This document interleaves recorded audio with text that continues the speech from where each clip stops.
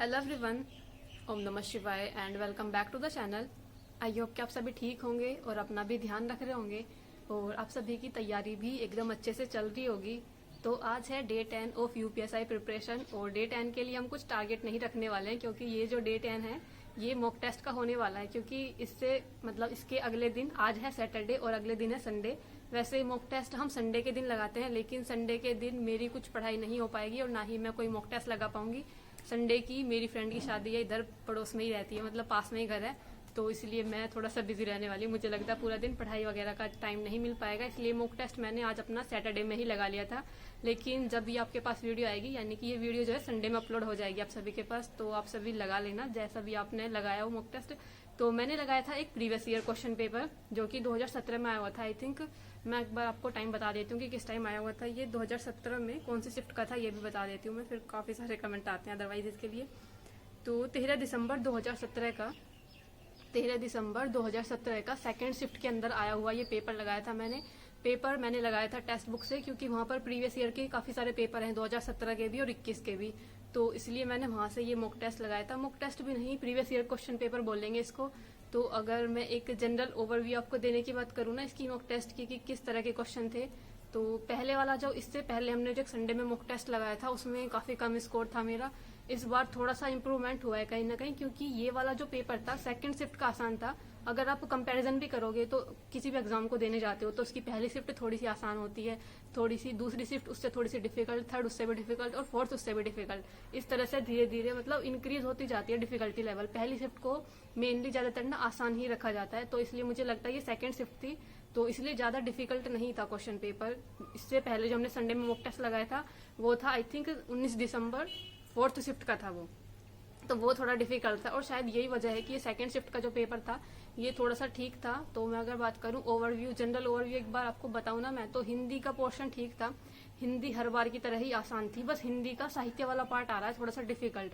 जो उस टाइम पर जो साहित्य वाला पार्ट था, कुछ नए नए से ज्यादा लेखक कवि नए नए से पूछे जा रहे हैं, उनकी ज्यादातर रचनाएं, या फिर सबसे ज्यादा क्वेश्चन इस बार ऐसे देखने को मिले जिसमें कालक्रम पूछा हुआ था कि महादेवी वर्मा जी की जो रचनाएं दे रखी थी 2-3 की, उनका कालक्रम क्या था, कौन सी रचना पहले लिखी थी उन्होंने, कौन सी उनके बाद लिखी थी।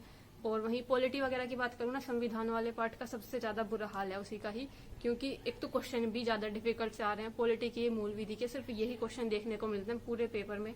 ज्योग्राफी वगैरह से कोई क्वेश्चन नहीं आता, या फिर कुछ जैसे विटामिन वगैरह से क्वेश्चन आ जाते हैं एक दो, इस टाइप के क्वेश्चन कम ही देखने को मिलते थे पेपर में। इस वाले पेपर में कम ही थे, तो कहीं ना कहीं पॉलिटी वाला पार्ट मुझे थोड़ा सा डिफिकल्ट लगा। हिंदी आसान थी, पॉलिटी वाला पार्ट थोड़ा सा डिफिकल्ट था, और उसके बाद रीजनिंग आसान थी। आज रीजनिंग मुझे काफी सही लगी आज, क्योंकि रीजनिंग के अंदर जितने भी आज मेरे रीजनिंग में ही मुझे लगा कि शायद मैंने थोड़ा अच्छा स्कोर किया है, मतलब स्कोर भी नहीं लेकिन हाँ रीजनिंग का पार्ट थोड़ा ऐसा था कि एक अच्छे लेवल के क्वेश्चन थे, आसान से थे, क्योंकि आज मैंने जितने भी निर्णय और तर्क वाले क्वेश्चन थे मेरा एक भी क्वेश्चन गलत नहीं हुआ उसमें से। फिर उसके बाद एक वो क्वेश्चन होते हैं ना चयन वाले, कि विद्यार्थी का चयन किया जाएगा नहीं किया जाएगा, कुछ बहुत सारी कंडीशन दी होते हैं कि विज्ञान में इतने प्रतिशत होने चाहिए, फिर उसका चयन किया जाएगा नहीं किया जाएगा, इस टाइप के जो क्वेश्चन थे उसमें भी एक भी क्वेश्चन गलत नहीं हुआ मेरा।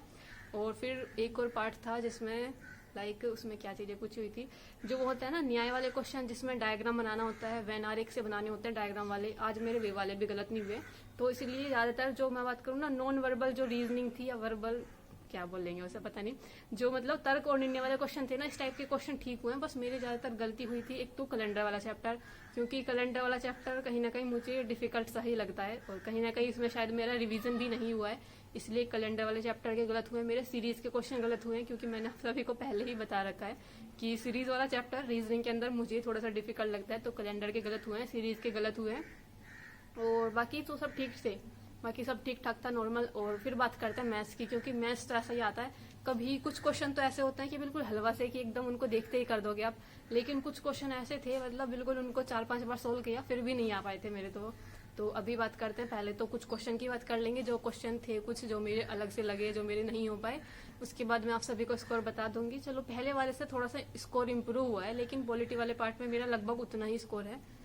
तो अभी बात करते हैं कुछ क्वेश्चन वगैरह की, तो मैं आप सभी को कुछ क्वेश्चन दिखा देती हूँ। मैंने पेपर आप सभी को बता दिया था। देखो हिंदी के अंदर एक क्वेश्चन था कि मेरी जेब में 10 रुपए हैं, वाक्य में प्रयुक्त काल कौन सा है, इसके अंदर काल बताना था। मैंने लगाया तात्कालिक वर्तमान काल, तो देखो अभी हम हिंदी में जो पढ़ते जा रहे हैं ना, वो सबसे स्टार्टिंग के चैप्टर्स पढ़ रहे हैं, जैसे कि वर्ण के बारे में, वर्ण विच्छेद, ये सब चीजें चल रही हैं अभी, जिसमें हमने स्वर व्यंजन ये सब चीजें पढ़ी। और इस वाले चैप्टर पर तो अभी हम आए नहीं है, काल वाले पर, लेकिन पहले पढ़ा था यूपी पुलिस के टाइम पर, रिवीजन तो हुआ नहीं है उसके बाद से कुछ, इसलिए ये वाला क्वेश्चन मेरा गलत हुआ है। तो देखो यही होता है जब हम कुछ किसी चीज का रिवीजन नहीं करते। मैंने इसमें लगाया था कि तात्कालिक वर्तमान काल होगा, लेकिन इसमें था पूर्ण वर्तमान काल, क्योंकि मुझे ऐसा लग रहा था कि पूर्ण वर्तमान काल तो तब होना चाहिए ना जब ऐसा आता है कि वह कार्य कर चुका है या चुके हैं, इस टाइप का अगर आता तब बनता पूर्ण वर्तमान काल। इसलिए मुझे इस वाले क्वेश्चन में थोड़ा सा कंफ्यूजन हो गया और मैंने इसका लगा दिया था तात्कालिक वर्तमान काल। और नेक्स्ट क्वेश्चन था, एक था कि विप्र का समानार्थी शब्द क्या है। एक क्वेश्चन ये पूछा हुआ था कि विप्र का समानार्थी शब्द क्या है। तो पता नहीं मुझे क्या, बस मुझे याचक लग रहा था एकदम इसको पढ़ने के बाद ही कि शायद याचक हो सकता है। याचक नहीं था, ब्राह्मण था। एक होता है ना कि आपको पढ़ते ही किसी क्वेश्चन को लगता है कि हाँ इसका समानार्थी शब्द ये होगा, ऐसी फीलिंग सी आने लगती है, तो मैंने इसलिए याचक लगाया था, लेकिन इसका ब्राह्मण था। और फिर आया था एक पॉलिटी वाले पार्ट के अंदर एक क्वेश्चन था कि इस यातायात प्रतीक का क्या मतलब है। देखो जो पहले वाला हमने मॉक टेस्ट लगाया था उसके अंदर भी एक इस टाइप का क्वेश्चन आया था, जिसमें यातायात का ये एक वो दिया हुआ था सिंबल, फिर उसके बारे में पूछा हुआ था कि ये किससे रिलेटेड है। वो वाला भी मेरा गलत हुआ था और ये वाला जो इस बार आया ये भी मेरा गलत हुआ है। तो इसमें दोनों तरफ ना ये बने हुए थे ट्रायंगल से और इस पर लिखा हुआ था 3.5 मीटर। मैंने लगाया कि चौड़ाई की सीमा है इतनी 3.5 मीटर, जबकि इसमें थी कि ऊंचाई की सीमा है 3.5 मीटर। तो देखो ये गलती हुई है। ये यातायात प्रतीक वाला चैप्टर मुझे लगता है अब तो पढ़ना ही पड़ेगा, क्योंकि हर एक एग्जाम में क्वेश्चन आया हुआ, हर एक शिफ्ट के अंदर क्वेश्चन आया हुआ 2017 में इस वाले चैप्टर से, यातायात वाले से। फिर एक क्वेश्चन था पॉलिटी वाले पार्ट के अंदर ही कि काराकोरम की दक्षिणी सीमा किस भारतीय नदी से बनी हुई है। तो देखो काराकोरम की इधर पड़ती है, बिल्कुल नॉर्थ इंडिया में। तो मतलब ये था। फिर मैंने ये देखा, मतलब सतलुज, गंगा, ब्रह्मपुत्र, पर गिलगित कौन सी नदी है। मैं सही बता रही हूँ, मैंने बिल्कुल पहली बार सुनी है ये नदी। गिलगित बाल्टिस्तान वो अलग एक जो बना हुआ है वो अलग चीज है, लेकिन नदी का नाम तो नहीं सुना होगा आप सभी ने। सिंधु नदी के बारे में सुना है जो उधर उत्तर की साइड है, सिंधु, सतलुज और झेलम वगैरह है, व्यास वगैरह है, लेकिन ये मतलब गिलगित, ये मुझे तो समझ में नहीं आया था क्वेश्चन, इसलिए मेरा ये गलत हुआ। मैं सतलुज लगाया था कि सतलुज हो सकता है क्योंकि उधर की साइड से ही जाती है वो नदी, तो ये गलत हुआ है। गिलगित नदी के बारे में बिल्कुल कुछ भी अंदाजा नहीं था मुझे सच में क्या था ये। फिर एक क्वेश्चन था, आई थिंक मैथ के अंदर था या रीजनिंग के अंदर आया था कि n तत्वों वाले एक समूह के उप समूहों की संख्या क्या होगी। तो वैसे तो मुझे पता नहीं था ये क्या है, लेकिन ये ना उससे रिलेटेड है। जब हमने 6ठी-7वीं क्लास के अंदर या शायद 8वीं में जब छोटी क्लास के अंदर पढ़ते हैं तो हमने सेट थ्योरी पढ़ी होगी, सेट थ्योरी में बताया जाता है, तो ये उस पर रिलेटेड था। बस इतना ही ध्यान था कि जो उप समूह बनते हैं 2 की पावर n होता है, बस इसलिए क्वेश्चन ठीक हो गया ये, अदरवाइज नहीं पता था मुझे ये। फिर देखो कैलेंडर वाला क्वेश्चन मैंने पहले बताया, एक तो कैलेंडर वाले चैप्टर का रिवीजन नहीं हुआ कुछ, तो रीजनिंग के अंदर एक क्वेश्चन आया था कि अगर 8 मार्च 2010 को सोमवार था तो 8 मार्च 2011 को क्या दिन होगा। मैंने वो वाला कॉन्सेप्ट लगा दिया यहाँ पर कि अगर 8 मार्च 2010 की बात हो रही है और लीप वर्ष से जब दोबारा से नॉर्मल ईयर है ना ये, तो नॉर्मल ईयर से जब दोबारा नॉर्मल ईयर पर जाते हैं तो वही दिन होता है पहला दिन। मतलब पहला दिन वही होगा जो आपका, जो लास्ट वाला दिन वही होगा जो पहला होता है। मैंने वो वाला कॉन्सेप्ट यहाँ पर लगा दिया, ध्यान ही नहीं करा मैंने कि एक नॉर्मल, मतलब जो नॉर्मल ईयर है इसके अंदर एक विषम दिन आएगा और एक विषम दिन जब बैठेगा तो उससे अगला दिन बैठेगा, सोमवार से मंगल आना चाहिए था इसका। तो ये वाला क्वेश्चन कैलेंडर वाला गलत हो गया मेरा।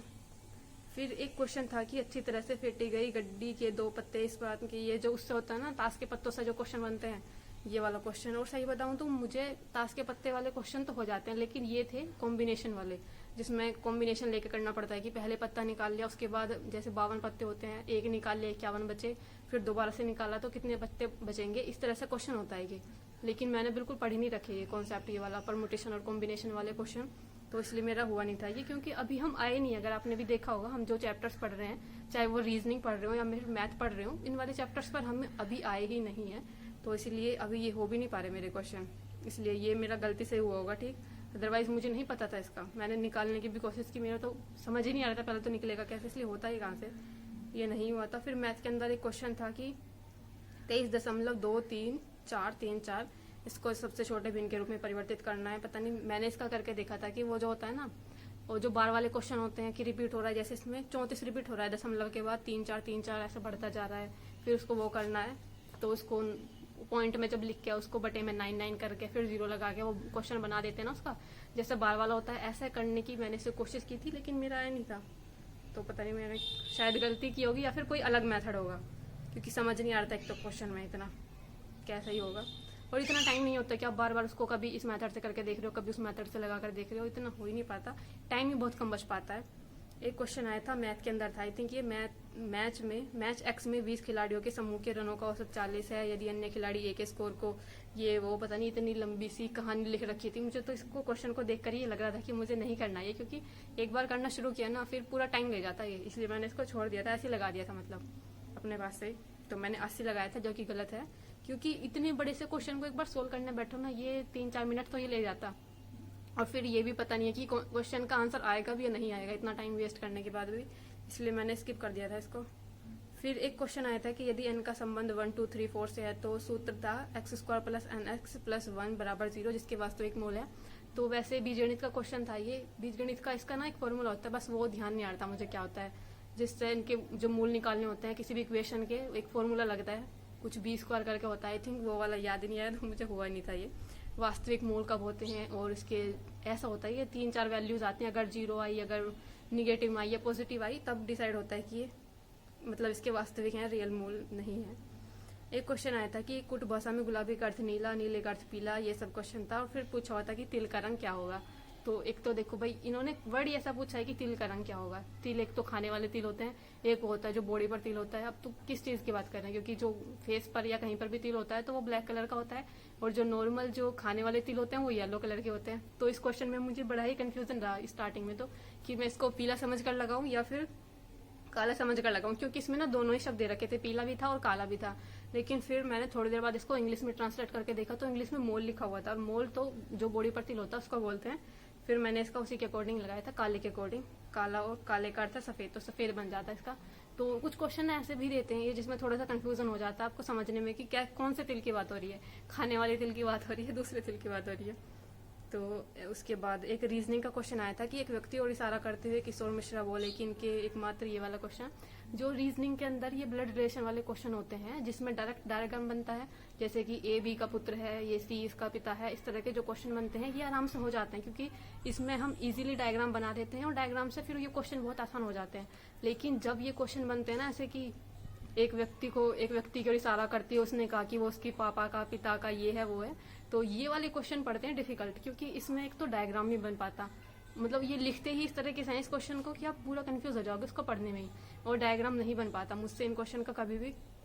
तो बस मैं तो इसको एक ऐसे इमेजिनेशन से करती हूँ कि ऐसे खुद पर ही, मतलब घर पर कि कैसे कैसे कैसे जो भी चीजें बोलते जाते हैं कि घर पर किस तरह से होगा, ऐसा बनाकर करने की कोशिश करती हूँ। तो कभी आ जाता है, कभी नहीं आता। तो इस तरह के क्वेश्चन में ना मुझे लगता है कि कहीं ना कहीं ये क्वेश्चन मेरे थोड़े से वीक हैं, जिसमें मेरे ज्यादातर गलत ही हो जाते हैं, लेकिन ये वाला ठीक हो गया था, क्योंकि जो नॉर्मल जैसे ब्लड रिलेशन का क्वेश्चन होता है वो आराम से हो जाता है, लेकिन इसमें ना डायग्राम नहीं बन पाता, इसलिए नहीं होता ये वाला क्वेश्चन।